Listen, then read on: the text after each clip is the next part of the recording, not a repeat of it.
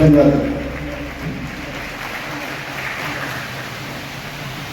topic is economics. Secondly, the way the discussion will flow is something like this. Once I finish, each panelist will speak about the idea of pro-people economics. Janapara ಆರ್ಥಿಕತೆ ಬಗ್ಗೆ ಅವ್ರ ವಿಚಾರವನ್ನು ಮಾತಾಡಕ್ಕೆ without being interrupted with questions.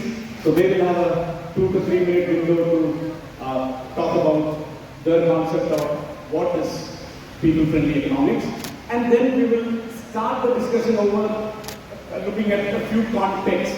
For example, ಈಗ ಆರ್ಥಿಕತೆ ಜನ ಬರ ಅಂದ್ರೆ the opposite also possible. Jana viruddha ಆರ್ಥಿಕತೆ, just like politics.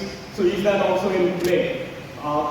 If so, what reforms are required? How can economics become pro-people?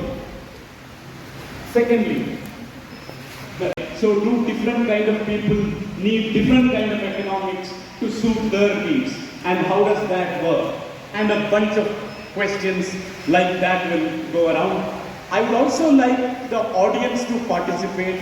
So if you think there is an important question that needs addressing, please feel free to find a way. Tell one of the audience early now. Right? Okay. And just as a hygiene factor, members of the panel here today speak Kannada and English. Okay, we'll get started. So, here, yeah. What is your idea? What is your vision of pro-people economics? We'll start with Mr. Sundar. Yeah. 8 years before, I gave a call to Kumarasamy. Kumarasamy, you blocked this day. On the previous day, I will tell you where to come and what is the event. So the previous day, I called him. Kumarasamy, tomorrow we are celebrating our success about in Sungeri. You have to come and bless us. He was the only invitee other than from my family members to come and bless us on our festival devotee day. Today I am very, very, very fortunate that I am able to do justice and reciprocate the great gesture. Recording language in a lighter way. In my capacity as national convener, I am traveling all over the country without Hindi. I think all of you were seeing also along with heroine, Hindi speaking heroine.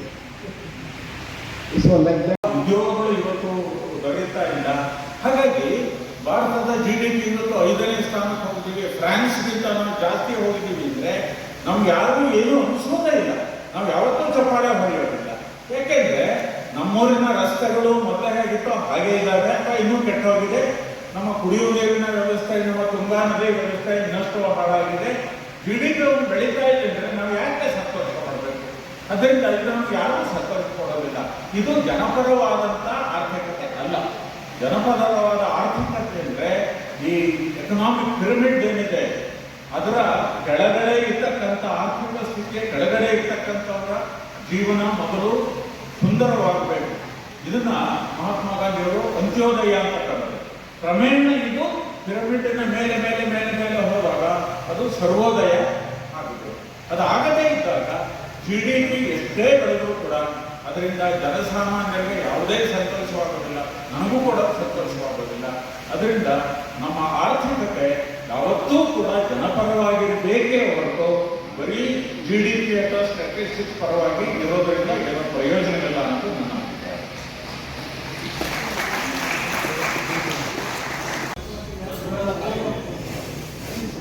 Professor BM Kumaraswamy ಅವರು initial BM ಅಂದರೆ ನಾ ಹೇಳೋದು ಬಹುಮುಖಿ ಅಂತ. ಅಂದರೆ ageing with grace ಅಂತ ನಮ್ಮಲ್ಲಿ ಒಂದು ವಾಕ್ಯ ಇದೆ.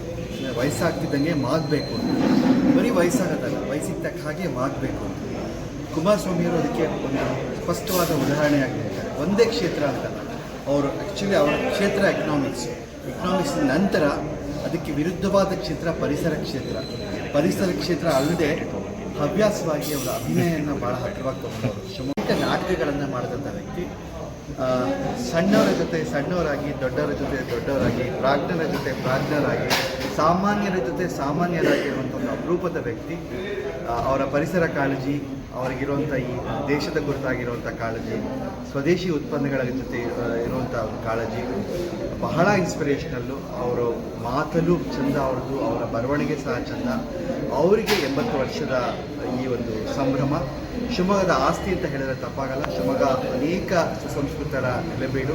ಕುಮಾರಸ್ವಾಮಿಯವರು ನಿಜವಾಗಲೂ ನಮ್ಮೆಲ್ಲರ ಒಂದು ಸೌಭಾಗ್ಯ. ನಾವು ಅವರ ಸಂದರ್ಭದಲ್ಲಿ ನಾವೆಲ್ಲರೂ ಇದ್ದೀವಿ.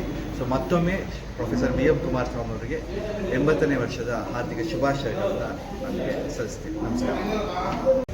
ನಮಸ್ತೆ. ಇವತ್ತು BMK ಪ್ರೊಫೆಸರ್ BM ಕುಮಾರಸ್ವಾಮಿ ಅವರ 80ನೇ ವರ್ಷದ ಒಂದು ವಿಶೇಷ ಆಚರಣೆ. ಇದು ಆಚರಣೆ ಅನ್ನೋದಕ್ಕಿಂತ ಹೆಚ್ಚಾಗಿ ಹಬ್ಬದ ವಾತಾವರಣವನ್ನು ಇಲ್ಲಿ ಕಾಣ್ತಾ ಇದ್ದೀವಿ.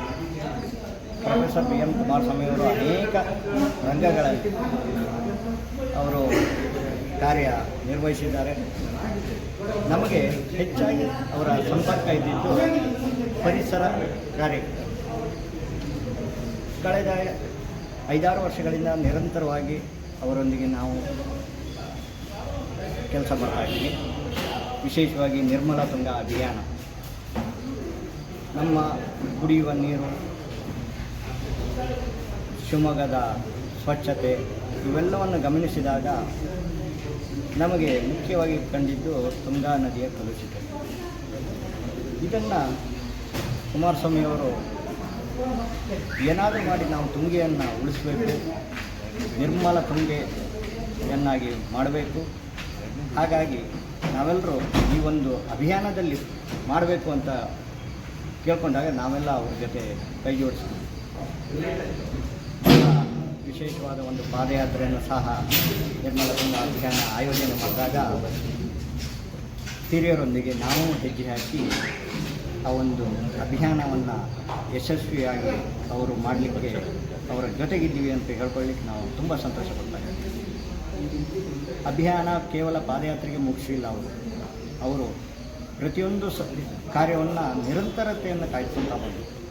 ಮುಂದೆ ಏನು ಮಾಡಬೇಕು ಮಾಡ್ತೀರಾ ಅಂದ್ಕೊಂಡು ಸಹ ನಮ್ಮನ್ನು ಹೊರತುಪಡಿಸಿ ಅನೇಕ ಕಾರ್ಯಗಳನ್ನು ನಮಗೆ ಹಚ್ಚಿದ್ರು.